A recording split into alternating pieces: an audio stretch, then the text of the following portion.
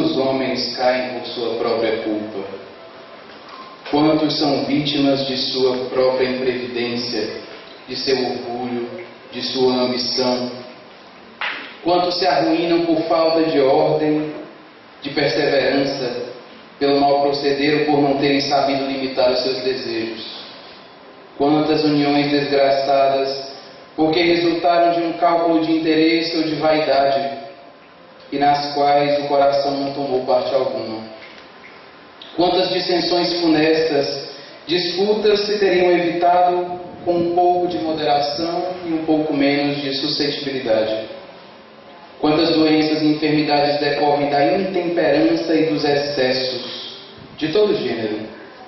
Quantos pais são infelizes com seus filhos, porque não lhes combateram desde o princípio as más tendências? Por fraqueza ou indiferença, deixaram que neles se desenvolvessem os germes do orgulho, do egoísmo, da vaidade, que produzem a secura do coração. Depois, mais tarde, quando colhem o que semeiam, admiram-se e se afligem da falta de deferência com os quais são tratados e a ingratidão deles. Interrogam friamente as suas consciências, todos os que são feridos no coração pelas vicissitudes e decepções da vida. Remontem passo a passo a origem dos males que torturam e verifiquem se as mais das vezes não poderão dizer: se eu houvesse feito ou deixado de fazer tal coisa, não estaria em semelhante condição. A quem então há de o homem responsabilizar por todas essas aflições, senão a si mesmo? O homem, pois, em grande número de casos, é o causador de seus próprios infortúnios. Mas, em vez de reconhecê-lo, acha mais simples, menos humilhante para a sua vaidade, acusar a sorte, a providência, a má fortuna, a má estrela, ao passo que a má estrela é apenas o seu desleixo. Deus quer que todas as suas criaturas progridam e, portanto, não deixe impune qualquer desvio do caminho reto. Não há falta alguma, por mais leve que seja, nenhuma infração da sua lei que não acarrete forçosas e inevitáveis consequências, mais ou menos deploráveis. Daí se segue que nas pequenas coisas como nas grandes, o homem é sempre punido por aquilo que pecou. Os sofrimentos que decorrem do pecado são-lhe uma advertência de que procedeu mal. Dão-lhe experiência, fazem-lhe sentir a diferença existente entre o bem e o mal e a necessidade de se melhorar, para de futuro evitar o que originou a sua fonte de amarguras, sem o que motivo não haveria para que emendasse, confiante na impunidade, retardaria o seu avanço e, consequentemente, retardaria a sua felicidade futura. Entretanto, a experiência algumas vezes chega tarde para alguns. Quando a vida já foi desperdiçada e turbada, quando as forças já estão gastas e sem remédio, põe-se então o homem a dizer: se no começo dos meus dias, se eu soubesse o que sei hoje, quantos passos em falso eu teria evitado? Se eu houvesse de recomeçar, conduzir-me-ia de maneira diferente. No entanto, já não há mais tempo. Como o obreiro preguiçoso que diz: perdi o meu dia. Também ele diz: perdi a minha vida.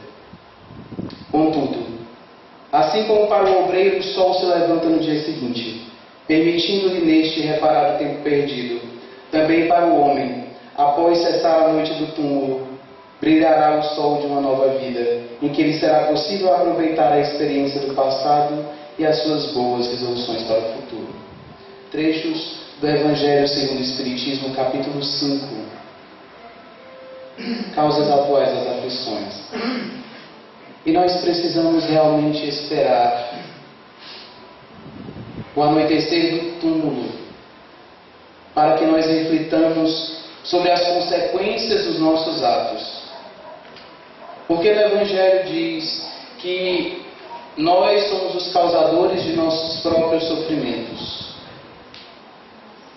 Se nós refletíssemos diariamente o que eu fiz no meu dia que magoou o meu próximo, talvez eu pudesse refletir o que eu poderia fazer para abrandar o que eu fiz, para acalmar a dívida que eu estou criando neste momento para mim.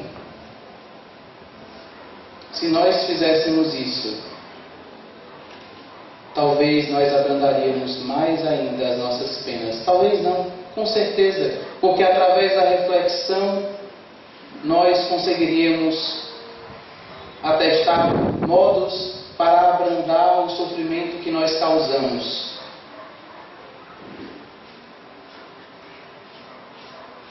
E nós temos o hábito de orarmos a Deus e pedirmos: Senhor, estende a tua mão para mim, tira-me do buraco em que me encontro.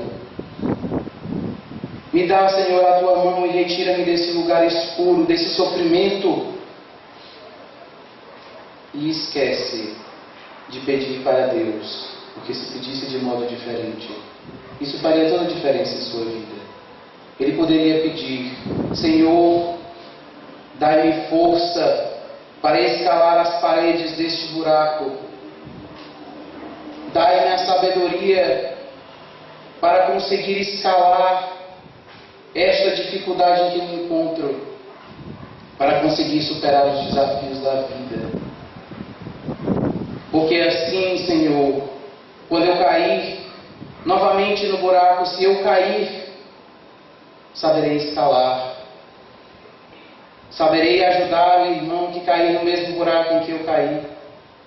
Poderei ser mais uma mão em teu favor, trabalhando junto contigo e não apenas dependendo de ti. Talvez, se assim procedêssemos,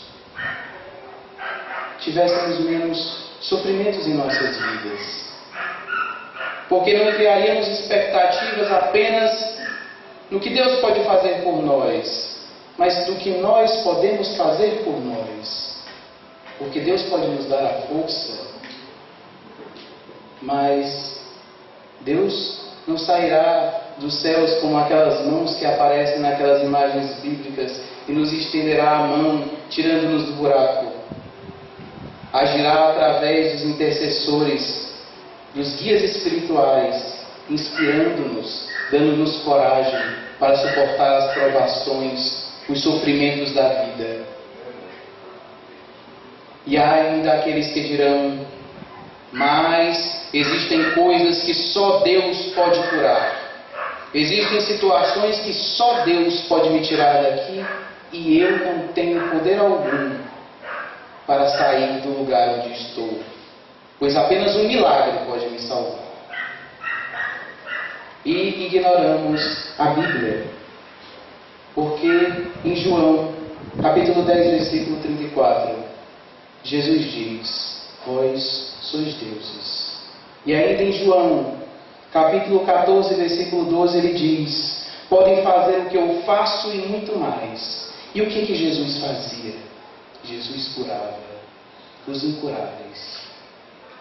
Jesus trazia força àqueles que acreditavam não possuir mais esperança. Dava esperança àqueles que sofriam. E ele diz que nós somos deuses, porque Deus traz a sua centelha divina para dentro de nós. E essa centelha divina tudo pode quando temos fé. E o sofrimento não é nada se temos fé, porque podemos superar os sofrimentos. Podemos sair do lugar onde estamos, das consequências dos nossos próprios atos, através da fé. E vemos diariamente notícias de pessoas com doenças incuráveis que foram curadas milagrosamente. E em seus testemunhos diziam: eu acreditava que Deus iria me curar e Ele me curou. Pessoas que sofreram AVS, acidentes vasculares encefálicos, mais conhecidos como derrame, e quando chegam para serem atendidas, estão caminhando, falando normalmente, onde há 6 meses atrás estavam definhando na cama, sem conseguir se mexer, sem conseguir falar, mas acreditavam em Deus, acreditavam que Deus poderia curá-las. E Deus as curou através da fé, porque a fé dessas pessoas as curou.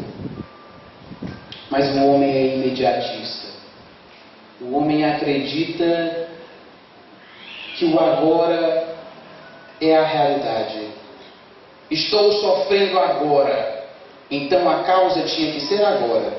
Porque se eu sofro um acidente, a causa da minha dor é o meu acidente. Mas por que sofri um acidente?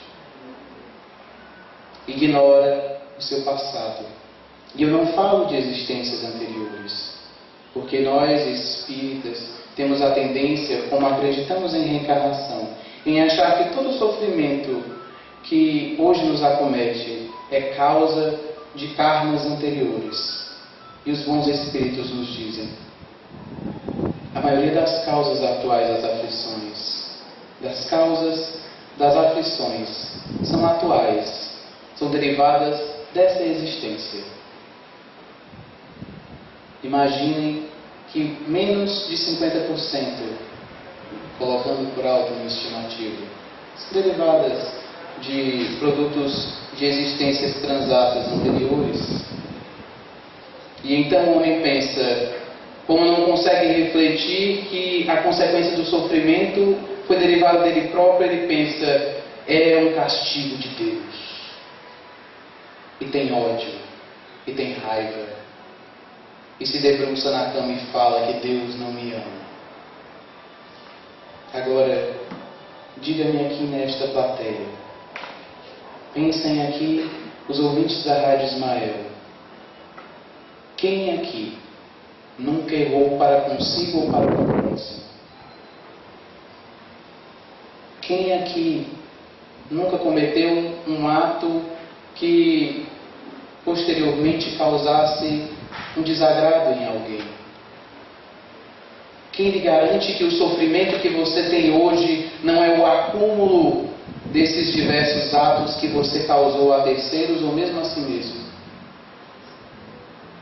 Porque não refletiu sobre isso quando fez. Agora sofre. Mas é preciso refletir o porquê do sofrimento. Não para voltar no passado e mudar, mas para pensar em novas atitudes, no que eu posso fazer para não cometer mais os mesmos erros, no que eu posso fazer para abrandar o meu sofrimento. E então, alguns dizem, mas ainda há aquelas pessoas que desde a tenridade nunca fizeram mal. Ele sempre ajudou o próximo. Ele fez grandes coisas, mas sofria muito. Por que o seu sofrimento? E aí, voltamos. E as vidas passadas? Será que ele não fez algo que causasse o seu sofrimento atual? Alguma missão que houvesse falhado e que só agora está cumprindo? Ou mesmo, não precisamos olhar para esse prisma, mas olhando pelos compromissos que ele firmou nos planos superiores, se comprometendo a ajudar aqueles que precisam, e geralmente aqueles que mais precisam são os que mais nos ofendem quando tentamos ajudá-los. Grandes exemplos, mártires. Não precisamos ir muito longe, pensemos em Jesus. Jesus, que nada tinha de imperfeição, veio até nós, sofreu, mas deu exemplo, e o seu legado continua até hoje. O homem prefere se livrar das suas aflições de imediato, sem refletir no porquê aquilo está sendo causado a ele, no porquê aquilo está acontecendo a ele. E o homem é materialista. Somos materialistas. E às vezes, embora espíritas, ignoramos que somos carne e espírito. E sendo carne e espírito, um depende do outro. A saúde que temos hoje depende também da saúde do nosso espírito. Se se nós nutrimos sentimentos como raiva, rancor, ódio. Criamos energias tão densas que impedem que o fluido cósmico universal, que é matéria que também nutre as nossas células, efetivamente cheguem até elas. E então, nossas células, debilitadas tal como privadas de oxigênio, se tornam fracas e não conseguem lutar contra bactérias, vírus. E há então disseminações de doenças, cânceres surgem, o sistema imunológico abaixa. E aí ele pensa, mas então vou tratar minha doença.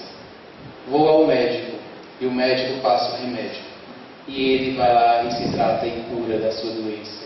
E esquece de tratar o espírito.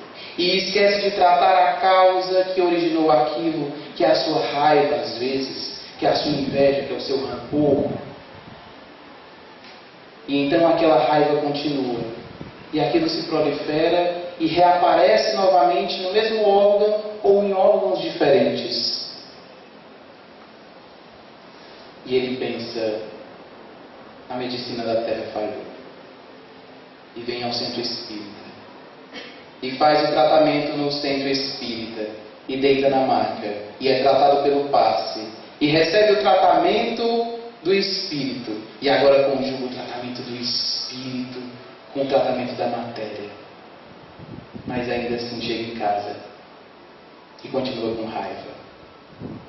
E continua nutrindo a tristeza, a melancolia. E a doença volta. E ele fala, não tem mais jeito para mim. Pois esqueceu de vir para o remédio principal, que são as palestras, que é a educação. Educar-se. Educar-se. Aprender. Aprender a como agir diante da vida. Ler o Evangelho.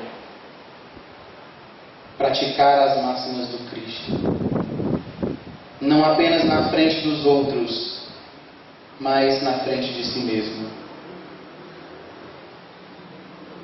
E então, age com rebeldia, age com violência, fica revoltado porque não consegue a cura. E então surge mais sofrimento, porque ele já sofria com a doença.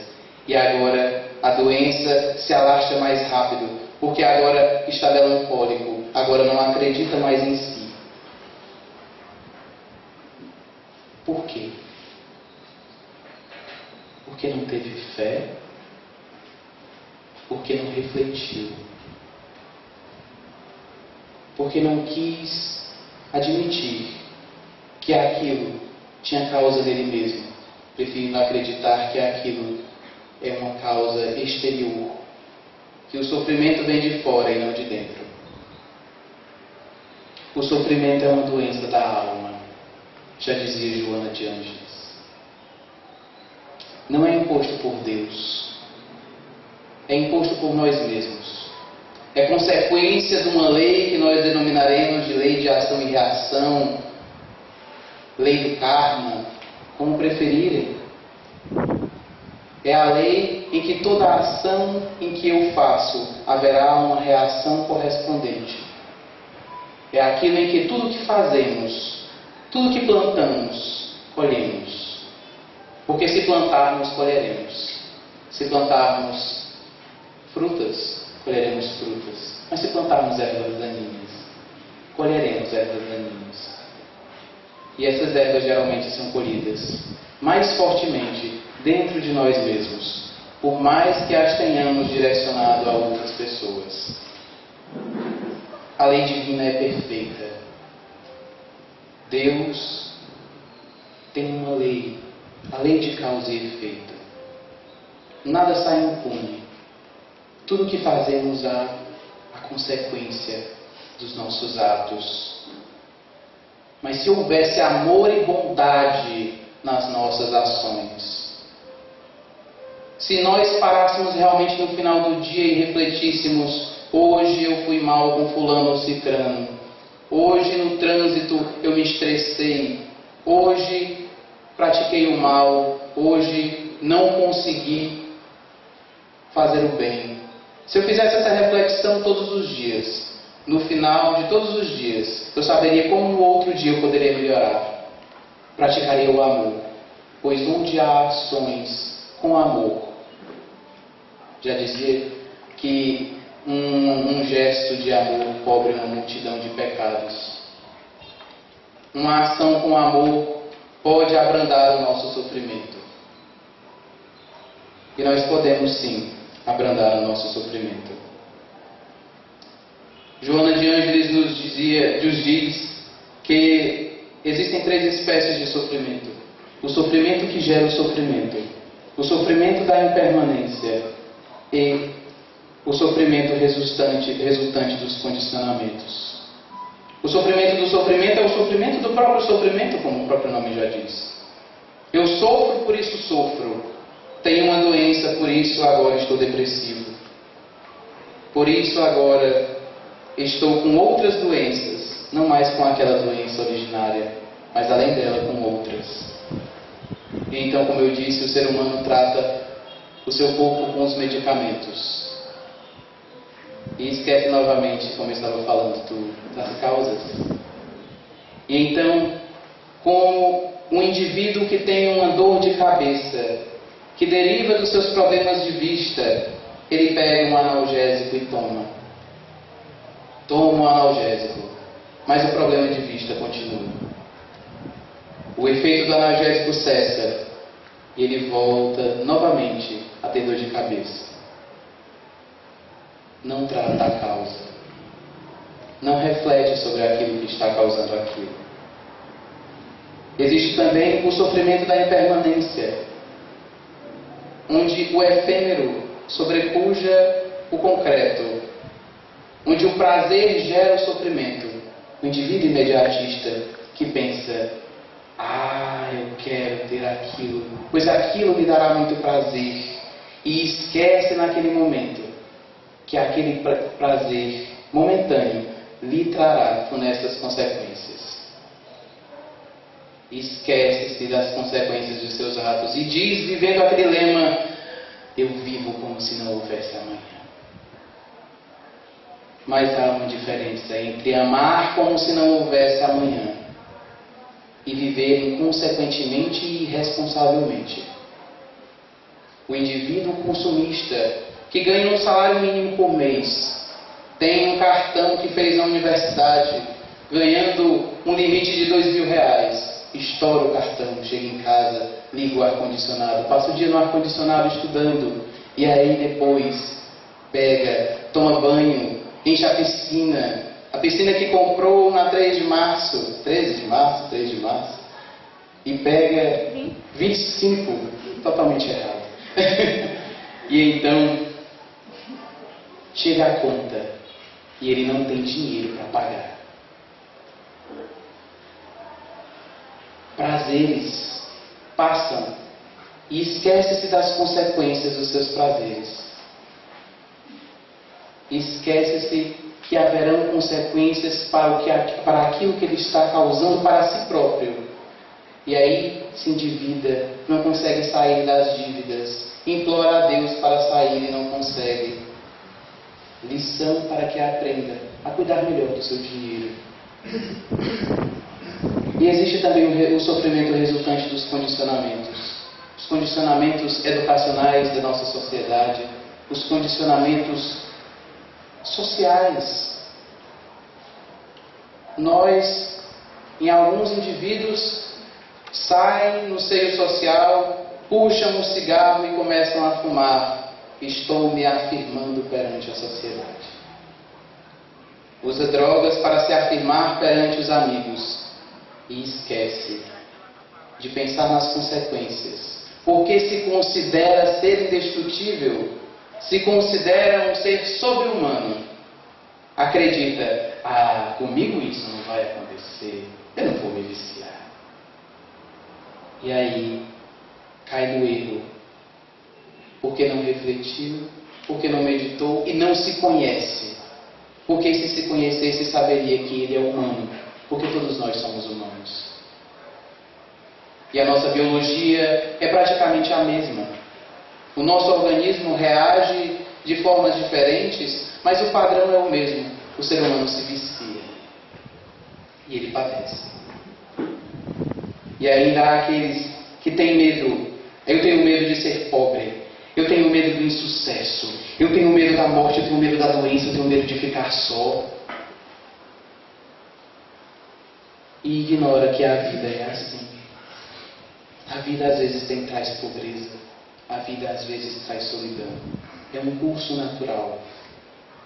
E quando isso nos acomete, é a vida nos convidando. Meu filho, se você está pobre hoje, e se você tem mãos, tem uma inteligência e tem pernas, haja, reaja, suba novamente na vida. Seja alguém. E se a vida lhe fecha uma porta, daquela oportunidade que você queria, que você disse assim, não foi justo, me fecharam aquela porta era a garantia do sucesso, agora vou ser infeliz por toda a vida.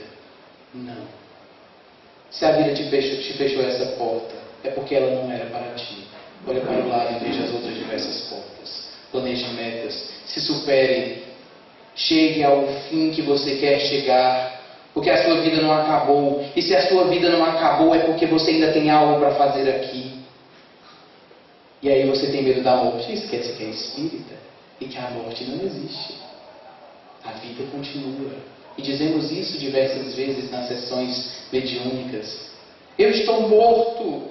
Não, se você estivesse morto, como estaria falando comigo? Você está vivo, a vida continua. E eu tenho medo da doença. Tenho medo da doença porque não tenho fé que eu possa me curar. Tenho medo da doença e esqueço de nutrir o meu corpo com os nutrientes necessários todos os dias. E me esqueço também de nutrir os bons sentimentos que também irão irrigar bem o meu sistema imunológico, irão me fortalecer. Porque nós sabemos, os indivíduos que são mais tristes têm o sistema imunológico mais baixo. Se eu não quero ficar doente, basta me cuidar. Ou se a doença surge porque eu ainda me cuido. E se você ainda está aqui, tenha fé. Tenha fé, porque Jesus curou a muitos e disse que foi a tua fé que te curou. E se foi a fé deles que curou ele, se tu tiveres fé, tu também pode ser curado. E depende tudo do teu merecimento, do quanto de bem tu plantou aqui na terra. E eu tenho medo de ficar só. Medo da solidão. Fulano me deixou. Não consigo mais viver. E esquece que antes era tão mais feliz, talvez. E esquece que criou talvez um vínculo de dependência que mais o deixava triste do que feliz. E esquece que a vida não é só cicrano, fulana. A vida é bem mais do que isso. Basta sair a uma praça arborizada de manhã cedo, escutar os pássaros cantando e verão que a vida não é só isso. A vida não é só nós. Ainda estamos aqui, como eu disse. Ainda temos uma missão aqui. Porque se ainda estamos aqui, ainda temos algo a fazer. Ignoremos então a essência dessa vida. E ignoramos a nossa própria força. Porque somos fortes. Somos fortes. Somos fortes. Tudo podemos. Porque Deus está conosco. E Samuel, em uma brilhante palestra, uma vez disse: você está em casa sozinho? Só eu e Deus. Eu achei aquilo formidável. Quando ele falou, só eu e Deus. Como se Deus fosse pouca coisa. Se estamos com Deus, tudo podemos. Somos fortes, ainda mais com Ele. E com eles, nossos amigos espirituais que sempre nos acompanham. Precisamos nos educar, não nos castrar. Porque existem aqueles indivíduos que falam assim, não faça isso, e você, por respeito àquele indivíduo, vai lá e não faz. Mas a mínima oportunidade que surge, O impulso é tão grande por você não ter feito aquilo há muito tempo, por não fazê-lo, que a mínima oportunidade que surge você chega lá e faz. Porque se tivesse sido educado, não dependeria do outro para dizer aquilo, dependeria de si mesmo, da sua própria consciência. E quando surgisse aquela tentação enorme de cair no vício, ele pensaria 2 vezes, porque estaria educado nas consequências que aquilo trará para ele e para a sua família. Precisamos nos educar. E nós conseguimos estar satisfeitos com o nosso próprio sofrimento? Quem aqui poderia dizer, eu estou satisfeito com o meu sofrimento, com um sorriso na boca? É difícil. Deveríamos. Deveríamos, porque se nós realmente refletíssemos que o nosso sofrimento foi causado por nós mesmos, estaríamos satisfeitos com a lição de aprendermos. Olha, estou sofrendo hoje, talvez porque fiz aquilo com cicrano, com beltrano, com fulano. Então, aprendo. Sofro com resignação, porque sei que errei. E sei que amanhã, com esse sofrimento que tenho hoje, sei que não devo mais errar, porque não quero mais sofrer. E aí, Deus age como um grande pai, olhando um filho pequeno que somos nós. O filho que chora quando o doce cai no chão. E chora ainda mais quando ele tenta pegar o doce, o pai pega, retira o doce da mão e o joga no lixo. Chora porque não teve aquele brinquedo que ele tanto queria. Mas eu quero tanto esse brinquedo. Não. Por quê? Não, reflita. Chora porque tem uma dor de dente. E aí tem medo de arrancar o dente, porque sabe que vai sentir dor. E o pai, a criança não entende, mas o pai entende. O pai e a mãe entendem que o doce que caiu no chão, se fosse colocado à boca, poderia trazer germes, doenças. Não se sabe o que tem no chão. Ele poderia adoecer, e por isso o pai retira o doce. O brinquedo não comprava, ele tem tantos brinquedos, não cuida bem dos seus brinquedos, que dirá desse que eu irei comprar? Não dá valor nenhum que tem, por que ele deveria lhe dar mais? Procure refletir sobre o que você tem, cuide do que você tem, divirta-se com o que tem, e só depois de dar valor àquilo, eu poderei te dar outro brinquedo. A dor de dente necessária, o dente mole necessário a ser arrancado, talvez porque estava podre e traria ainda mais dor, talvez porque estivesse mole e precisaria dar vazão a outro dente. E o pai sabe que ele precisa sofrer naquele momento, naquele pequeno instante, para um bem maior. E então temos sentimentos negativos. Quem de nós sente ódio? Alguns dirão, eu não sinto ódio. Ódio é uma palavra muito forte. Eu sinto raiva talvez, algumas vezes só. Mas ódio não. Pois lhes digo, que se sentem um mínimo de irritação, ansiedade, revolta, tem sim um pouco de ódio. Porque o ódio se disfarça, e o ódio é cancerígeno. E o ódio se desperta nos mais diversos sofrimentos da nossa vida. Temos frustração, eu sou frustrado porque não consegui isto ou aquilo. Se é frustrado é porque nutriu esperanças demais. Teve esperanças demais em algo que não deveria ter depositado as suas esperanças. Deposite as suas esperanças em você e no que você pode conseguir você mesmo, e não no que os outros podem lhe trazer, porque você não sabe efetivamente o que os outros poderão lhe trazer. Os outros poderão lhe trazer o que você quer, mas podem simplesmente trazer o que você não esperava que eles trouxessem. Queria aquela pessoa, e amava aquela pessoa, mas aquela pessoa não era o que eu esperava. Estou frustrado. está frustrado com a tua própria imagem que tu fez daquela pessoa, porque aquela pessoa sempre foi assim. Às vezes o nosso sofrimento deriva de nós mesmos, das nossas próprias falsas esperanças. E aí, e o sofrimento que os outros me causam? Ah, aquele criminoso. O que eu devo fazer? Aí nós dizemos, não se esqueça que ele também é filho de Deus. E alguns dirão, mas você, é muita hipocrisia falar algo assim de uma pessoa daquelas. Não sou eu que estou dizendo. Foi Jesus que disse. Vai discordar de Jesus? Vai dizer que Jesus é hipócrita? Jesus disse que todos somos filhos de Deus. Jesus disse que a nossa fé curava a nós mesmos. Porque um criminoso, abastado do seio da sociedade, não se sabe o que aconteceu na vida com ele. Não se sabe dos sofrimentos que ele padeceu. É uma pedra bruta, ofuscada pela escuridão do mundo, pelas consequências que o mundo trouxe a ele. Mas ainda há nele um brilho.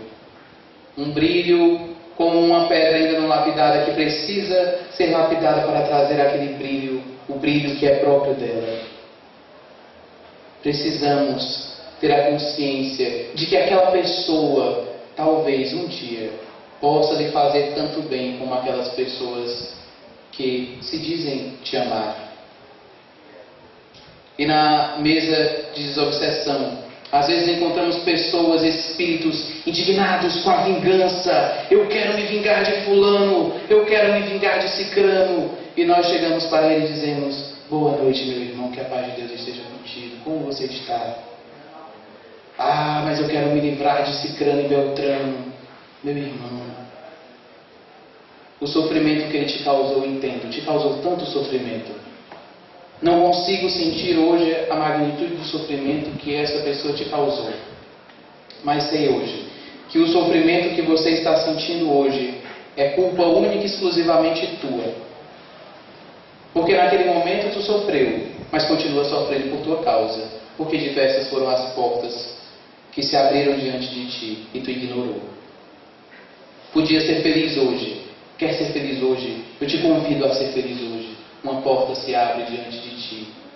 A oportunidade de ser feliz. Mas eu não consigo perdoar. Mas não perdoe agora então.